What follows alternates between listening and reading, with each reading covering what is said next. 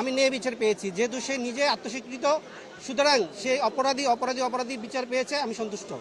এই আসামি সোহেল রানা তার অপরাধ বিষয়ে ফৌজদারি কার্যবিধির 164 ধারায় স্বীকারোক্তিমূলক জবানবন্দি দিয়েছিল এবং এই মাননীয় ট্রাইব্যুনালে বিচার কার্য চলাকালীন সময় আসামিকে যে পরীক্ষা করার জন্য 342 স্টেজে একটা আত্মপ্রকাশ সমর্থনমূলক বক্তব্যের কথা বলা ছিল এবং কোনো সাফাই সাক্ষী দিবে কিনা, সেই স্টেজে এসে এই আসামি সোহেল রানা নিজেকে দোষী দাবি করে আদালতের নিকট ক্ষমা প্রার্থনা করেছেন।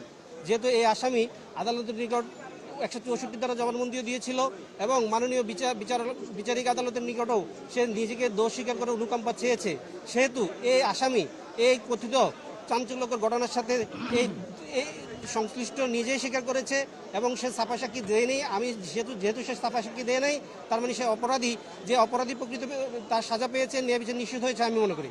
আমি ন্যায় বিচার পেয়েছি, যেহেতু সে নিজে আত্মস্বীকৃত, সুতরাং সে অপরাধী বিচার পেয়েছে, আমি সন্তুষ্ট। আমাকে আজকের দিনের জন্য নিয়োগ প্রদান করা হয়েছে, আমি আজকের দিন পর্যন্ত আমার যে দায়িত্ব সে দায়িত্বটা পালন করেছি। আগামীতে কি হবে বাংলাদেশ সরকার এবং আসামি পক্ষ জানে, এই বিষয়ে আমি কিছু জানি না। মনে করি বাংলাদেশের ইতিহাসে একটা নজির স্থাপিত হয়েছে, মাত্র 4 কার্য দিবসে এই মামলার বিচার কার্য নিষ্পত্তি করে সরকার একটা মেসেজ দিতে চায় রাষ্ট্রের কাছে, সমাজের কাছে, মানুষের কাছে।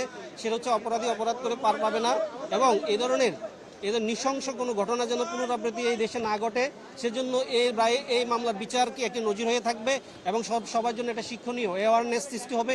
নিশ্চয় মানুষ মনে করবে যে অপরাধ করলে পার পাওয়া যাবে না। দেখেন, আমি কিন্তু এই মামলাটিতে আসামি পক্ষে আইনজীবী হিসেবে মামলা পরিচালনা করার জন্য সরকারের যে প্রস্তাব সেটা গ্রহণ করেছিলাম। এই কারণে আমি গ্রহণ না করলে অথবা কেউ যদি গ্রহণ করতেছে না, তাহলে আজকে 4 কার্য দিবসে এই মামলার বিচার কার্য নিষ্পত্তি হতো না। সুতরাং আমার যে দায়িত্ব ছিল সে দায়িত্বটা আমি গ্রহণ করাতেই রাষ্ট্র বিচার করতে পারিয়েছে অপরাধীর এবং এদেশের যে মানুষ সবাই এই বিচারটি দেখতে পেয়েছে।